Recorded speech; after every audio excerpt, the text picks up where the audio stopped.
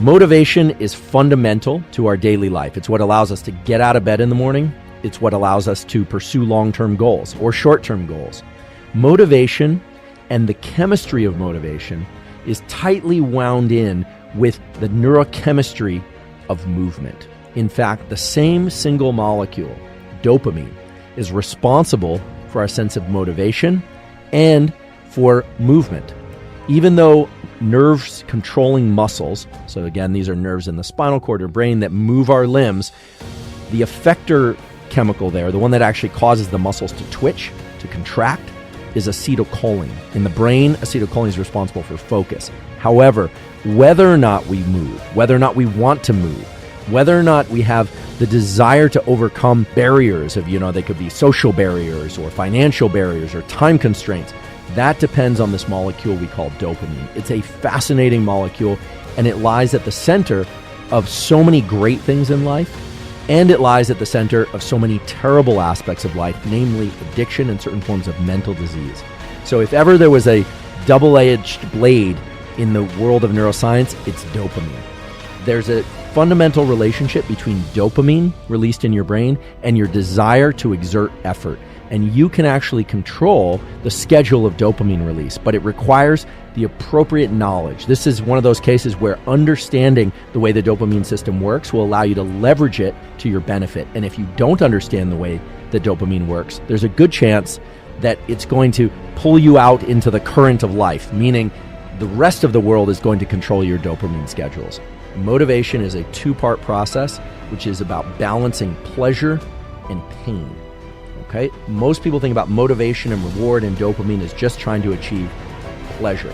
It's fair to say that dopamine is responsible for wanting and for craving, and that's distinctly different from the way that you hear it talked about normally, which is that it's involved in pleasure. So yes, dopamine is released in response to sex. It's released in response to food. It's released in response to a lot of things, but it's mostly released in anticipation and craving for a particular thing.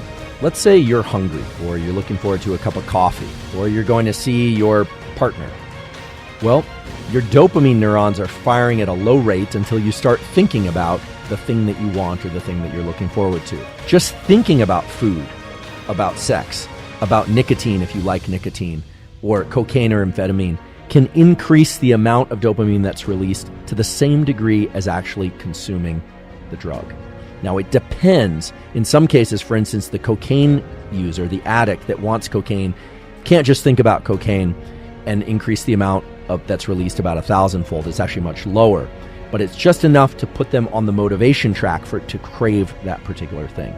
Now, there are reasons why you would have brain circuitry like this. I mean, brain circuitry like this didn't evolve to get you addicted. Brain circuitry like this evolved in order to motivate behaviors toward particular goals. Water when you're thirsty, sex in order to reproduce. And nowadays there's a ton of interest in social media and in video games. And there have been some measurements of the amount of dopamine released. Video games, especially video games that have a very high update speed, where there's novel territory all the time, novelty is a big stimulus of dopamine. Those can release dopamine somewhere between nicotine and cocaine. So very high levels of dopamine release. Social media is an interesting one because the amount of dopamine that's released in response to logging onto social media initially could be quite high, but it seems likely that there's a taper in the amount of dopamine, and yet people still get addicted. If there's something that you're pursuing in life, whether or not it's an academic goal or a financial goal or a relationship goal, one of the things that you can do to ensure that you will remain on the path to that goal for a very long time and that you will continue to exceed your previous performance, as well as continue to enjoy the dopamine release that occurs when you hit the milestones that you want to achieve, is to occasionally remove reward subjectively. Let's say you set out a goal of I'm going to make this quantitative with respect to finances because it just is an easy description, but this could also be in sport, this could be in school, this could be in music, could be in anything, creative endeavors. But let's say you set out a certain financial goal, or let's say you want to get a certain number of followers on whatever social media platform. As you reach each one of those goals, you should know now that the amount of dopamine is not going to peak, it's actually going to diminish and make you crave more. The key to avoiding that crash, but to still keep it in healthy levels that will allow you to continue your pursuit, is as you are staircasing toward your goal, maybe that's dollars, maybe that's followers, maybe that's grades, maybe that's some other metric, it's medals or trophies, you actually want to blunt the reward response for some of those intermediate goals. Now, I'm not telling you shouldn't celebrate your wins, but I'm telling you not to celebrate all of them. Or as a good friend of mine who recently, fortunately for him, had a great financial success, he asked me and somebody else, a good friend of mine who's very tuned into dopamine reward schedules, understands how they work at a really deep level. And he said, I don't know what to do next. And we said, oh, well, that's simple. You should just give most of it away. And this wasn't a ploy to receive any of the money ourselves. This was really about reducing the impact of that reward. Now, hopefully giving him money away, if you already have enough of it, would be something that was rewarding in and of itself. But if you're a student who's pursuing goals in university, or you're an athlete who's pursuing goals, it actually makes sense from a rational perspective, once you understand these mechanisms, to hit a new high point of performance, or to get that A+, or for you, if it's an A-, etc., and to tell yourself, okay, that was good, but to actually actively blunt the reward, to not go and celebrate too intensely. Because in doing that, you keep your dopamine system in check, and you ensure that you're going to stay on the path of continued pursuit, not just for that thing, but for all things. Big increases in dopamine lead to big crashes in dopamine, and big increases in dopamine up the ante.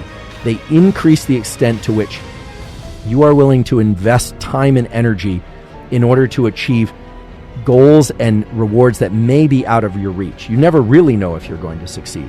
So to make this crystal clear, celebrate your wins, but don't celebrate every win. That's one way that you can ensure that you're going to continue down the path of progress. And I think most of the learning tools that are in schools are about reward, hopefully for genuine performance.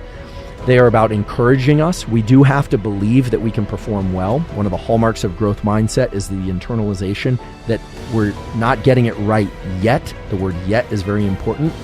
And also the sense that we reward our good behavior, our good performance, but not every time. Reward is important. Self-reward is critically important, but make sure that you're not doing it on such a predictable schedule that you burn out these dopamine circuits, or that you undercut your own ability to strive and achieve.